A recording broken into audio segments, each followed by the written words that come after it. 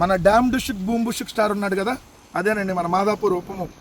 So Pawan Kalyan గారు ఆయన నిన్న గవర్నర్ గారిని కలిశాడు, ఇచ్చి పుష్పగుచ్చి ఇచ్చి వచ్చారు. వచ్చి అక్కడ అసభ్య పోస్టులపై కఠిన చర్యలు తీసుకోవాలి. ఈగల వార్షిక నివేదిక అందించిన ఐజీ ఆకే సోషల్ మీడియాలో వ్యక్తుల్ని కించపరుస్తూ పెడుతున్న అసభ్య పోస్టులపై మరింత కఠినంగా వ్యవహరించాలని డిప్యూటీ సీఎం పవన్ కళ్యాణ్ సూచించారు.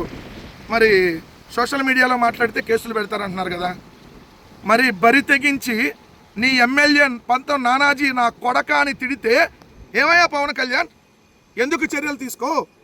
నీ పార్టీకి సంబంధించిన దొండకాయ కామకిరణ్ తిరుపతిలో కూర్చొని నైఫు వైఫు కైఫ్ అని అందరినీ మోసం చేస్తా, అదేవిధంగా ఇష్టం వచ్చినట్టుగా జగన్మోహన్ రెడ్డి గారిని ఎలా పడితే అలా బూతులు తిడతా ఉంటే ఏమయ్యా నీకు బూతులు కాదా? ఏమో నీకు ప్రవచనాలా? సోషల్ మీడియాలో నిన్ను క్వశ్చన్ చేస్తే ఏమయ్యా సీజ్ ద షిప్ అన్నావు, షిప్ ఎక్కడికి వెళ్ళిందని క్వశ్చన్ చేస్తే కేసులు పెడతావా? షిప్ పోయింది, బియ్యం పోయింది, నువ్వు మాదాపూర్ పోయావంటే కేసులు పెడతావా? కొద్దిగా ఉండాలయ్యా. ప్రశ్నిస్తానని పార్టీ పెట్టి ఈరోజు అవతలాడు ప్రశ్నిస్తే ఈరోజు అధికారం ఉందని చెప్పి తప్పుడు కేసులు పెడుతున్నామంటే ఎంత భయపడిపోతున్నారో మీరు సోషల్ మీడియాను చూసి ఇక్కడ అర్థమైపోతా ఉంది. నీ తల్లిని దిట్టించిన వాళ్ళ దగ్గరికి వెళ్ళి నువ్వు కాలబేరం ఆడి ఇంకా సిగ్గు లేకుండా వాళ్ళ దగ్గరికి వెళ్ళి 15 సంవత్సరాలు ఇంకా కలిసి ఉంటానని చెప్తా. నిన్ను అలాగా అని శంకర జాతిని తిట్టిన వాళ్ళ దగ్గరికి వెళ్ళి బాలయ్య సారు సారు సారు అంట ఆయన సంకనెక్కి ఏ నయ నువ్వు ఈరోజు మళ్ళీ మాట్లాడేది? పవన్ కళ్యాణ్ అనేవాడికి అసలు మాట్లాడేటటువంటి అర్హత ఉందా అని అడుగుతున్నారు ఈరోజు ప్రజలు. అయ్యా మిస్టర్ పవన్ కళ్యాణ్ గారు, మీకు ఎక్కడుంది అర్హత? మీ బరి తెగించి మీ జనసేన సోషల్ మీడియా వాళ్ళు అమ్మ లెక్కల ఆలి బూతులు సోషల్ మీడియాలో పెట్టే మీ వాళ్ళే కదా. ఎందుకు నేను మాట్లాడతా కదా, ఈ వీడియోల కింద చూడండి మీరు, ఈ జనసేన వాళ్ళు ఈ తెలుగుదేశం వాళ్ళు పెట్టేది అమ్మ లెక్కల ఆలి బూతులే. మరి ఎప్పుడు చర్యలు తీసుకుంటున్నావు? ఏదైతే కిరాక్ ఆర్పి సీమరాజా అనేటటువంటి దున్నపోతులు ఎంకరేజ్ చేస్తున్నటువంటి ఇది మీ ప్రభుత్వం కాదా?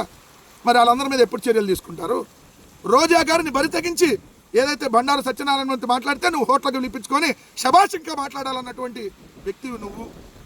రోజా గారిని పట్టుకొని డైమండ్ రాణి అన్నావే, ముందు నిన్ను కదా బొక్కలేయాల్సింది. చెప్పులు చూపిస్తూ పీకలు పిసికి చంపేస్తాను ఆ డాషుల్లారా, ఏదైతే తంతాను ఒక్కొక్కటి తాటా తీస్తా, ఇది నువ్వు మాట్లాడే భాష.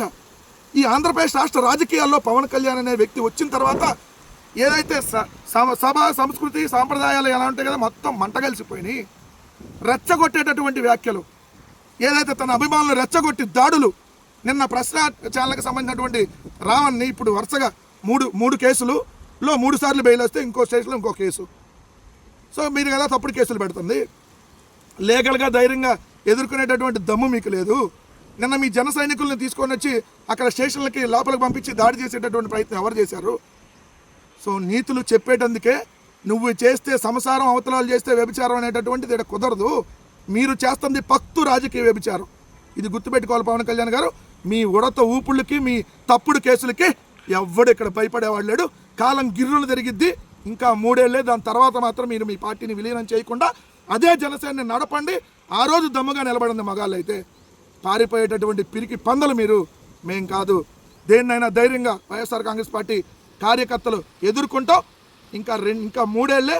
3 ఏళ్ళ తర్వాత అసలైన సినిమా, మీరు సినిమాలో తీశారేమో, అసలైన సినిమా మేము చూపిస్తాం. దానికి కూడా కట్టుబడి ఉండమని చెప్తా ఉన్నాం.